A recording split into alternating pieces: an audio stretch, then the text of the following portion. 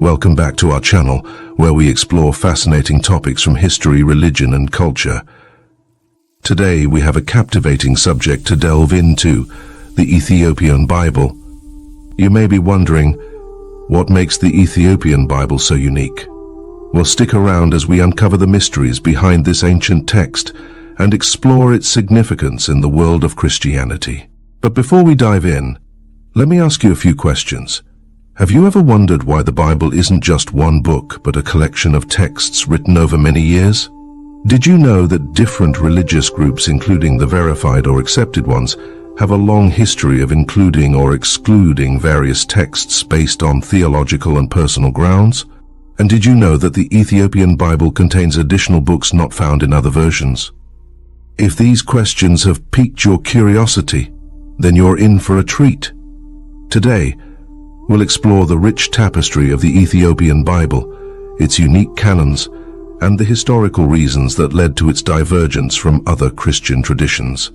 We'll discuss the additional books included in the Ethiopian Bible, their origins, and the fascinating stories they hold. We'll also uncover the challenges surrounding the acceptance of the Ethiopian Bible, including language barriers, its relative obscurity outside of Ethiopia, and even political motivations that shaped the canon. Plus, we'll explore how recent efforts have made this ancient text more accessible and the growing interest in understanding its secrets and truths. Now, let's get started. Well, believe it or not, the Ethiopian Bible is a real-life mystery that captures our attention. Ethiopia, a country with its own enigmatic history, is home to one of the oldest civilizations on Earth. Unlike many other African nations, Ethiopia remained uncolonized, allowing its people to trace their lineage all the way back to Ham, one of Noah's sons.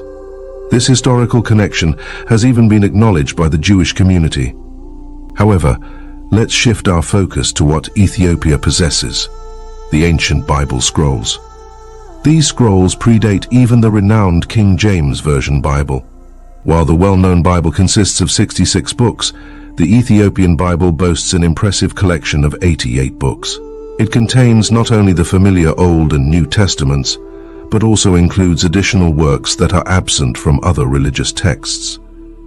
What makes this even more intriguing is the fact that Ethiopia possessed these scrolls long before Christianity was introduced to the country in the 4th century. These ancient manuscripts offer a unique glimpse into a time when the teachings of Christianity were not widely known in the region.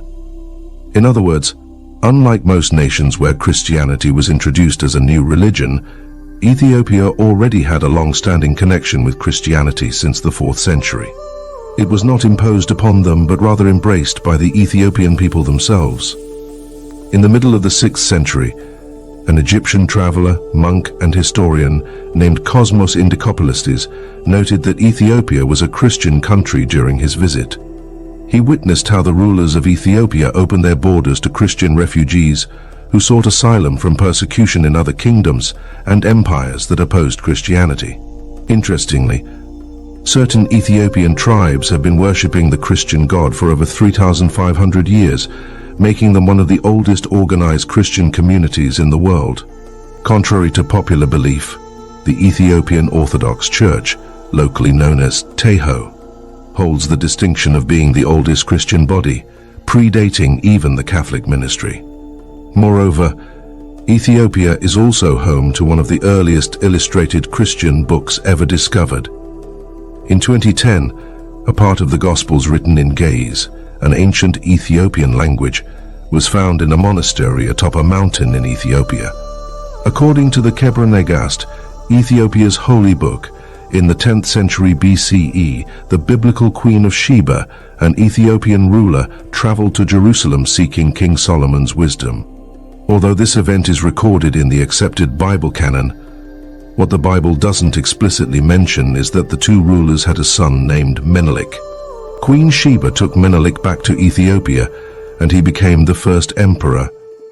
In 2012, experts examined the genetic makeup of many Ethiopians and found some evidence supporting the possibility of Sheba's journey to Jerusalem and the birth of her child there. It is believed that Egyptians, Israelis, or Syrians may have intermingled with the native Ethiopian population around years ago. Coinciding with the time Queen Sheba is said to have ruled her kingdom. Despite its rich history, authenticity, and credentials, the Ethiopian Bible has been largely disregarded and excluded from the canon of holy books. Surprisingly, many people, including believers of the same faith, have never heard of the Ethiopian Bible.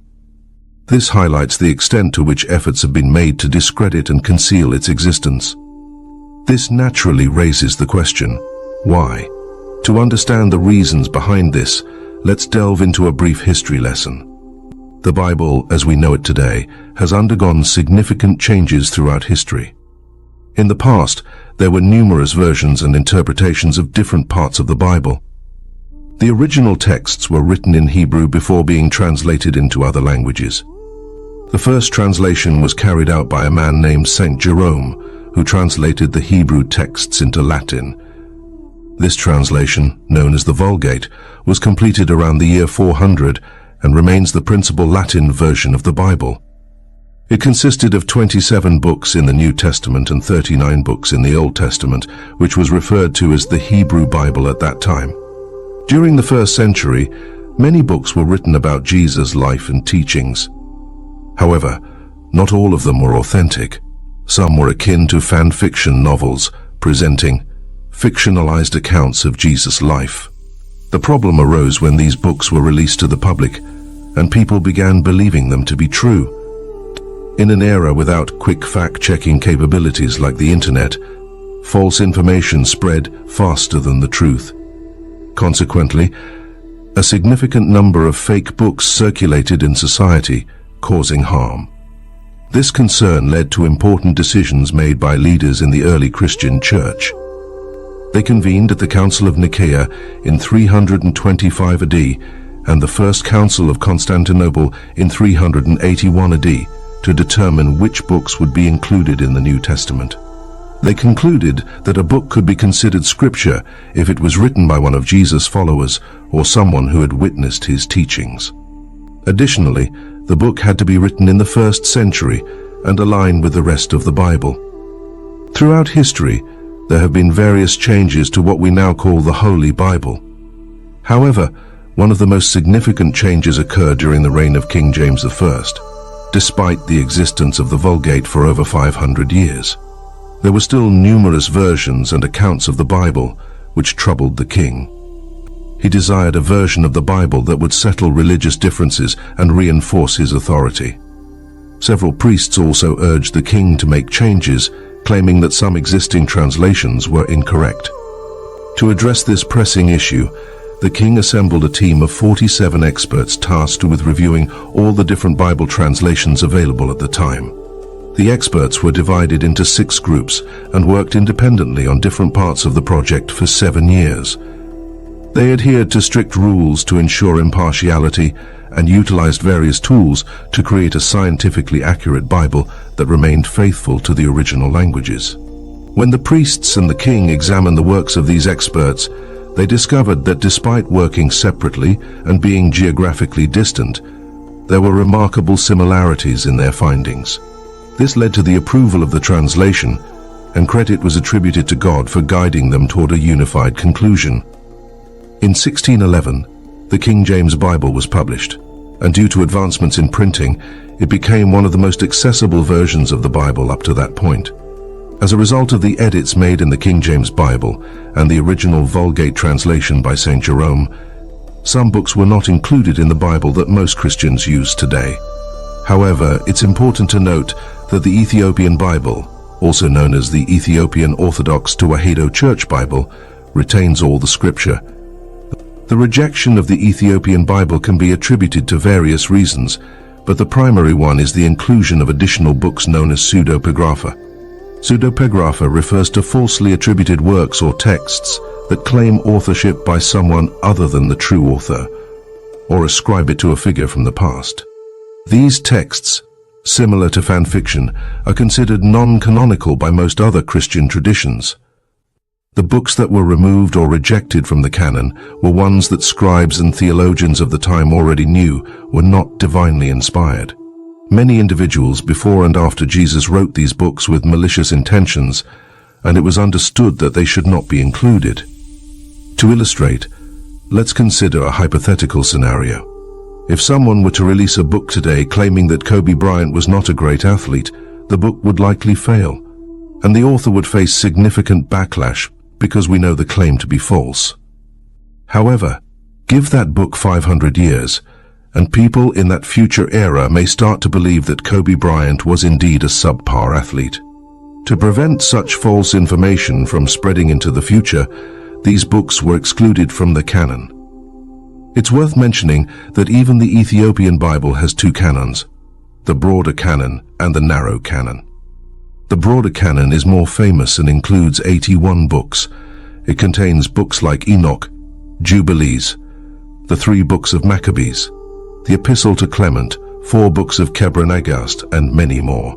The narrow canon, on the other hand, was overseen by Emperor Haile Selassie, who proclaimed it as the official and complete version of the Ethiopian Bible. The reasons behind this decision are complex and better explored through personal research. The narrow canon consists of 72 books and does not include some scriptures found in the broader version. The broader canon encompasses everything found in the narrow canon and more. It's worth noting that the broader canon has not been reprinted since the early 20th century, which adds to the controversy surrounding the acceptance of the Ethiopian Bible. Having 2 different versions within the same tradition can contribute to disagreements and challenges in establishing a universally accepted canon. If you're interested in delving deeper into this topic, I encourage you to explore the available resources and conduct your own research to discern the truth for yourself. The Ethiopian canon provides us with a valuable perspective on how the Bible has changed over time.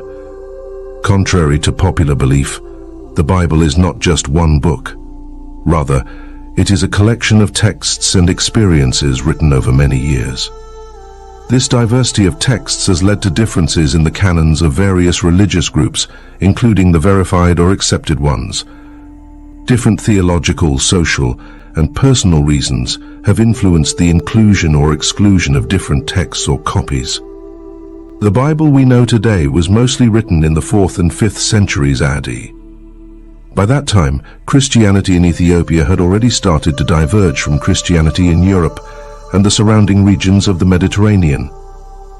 This divergence has continued over time, leading to distinct differences. While the Ethiopian Bible shares many similarities with the Catholic and Orthodox Bibles, it does include a few additional Old Testament books. These books were likely written in the last few hundred years BC, which is relatively late in the timeline of Old Testament books but predates the New Testament.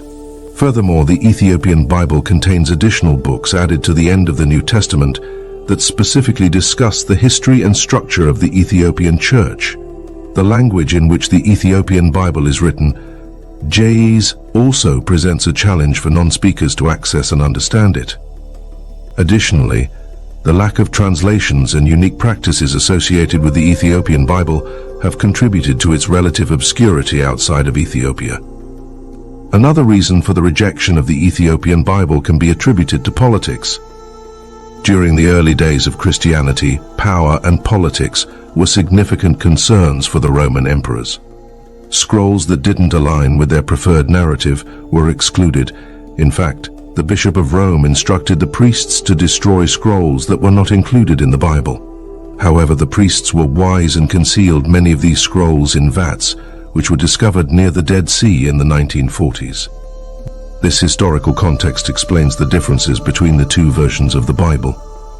One version tends to have a more complete compilation, while the other version contains what was deemed acceptable by man. In recent years, there has been a growing interest in the Ethiopian Bible, as people seek to understand its uniqueness and uncover the truths it holds.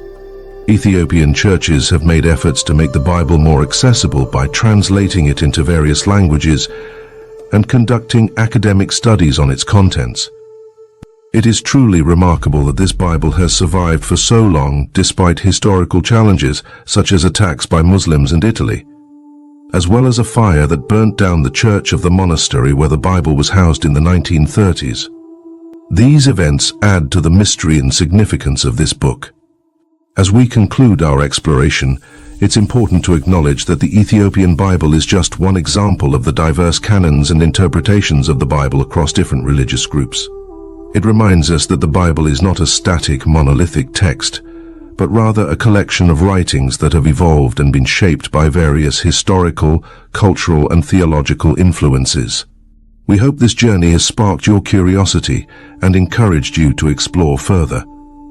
The Ethiopian Bible is a testament to the enduring power of faith and the ways in which religious traditions evolve and adapt over time.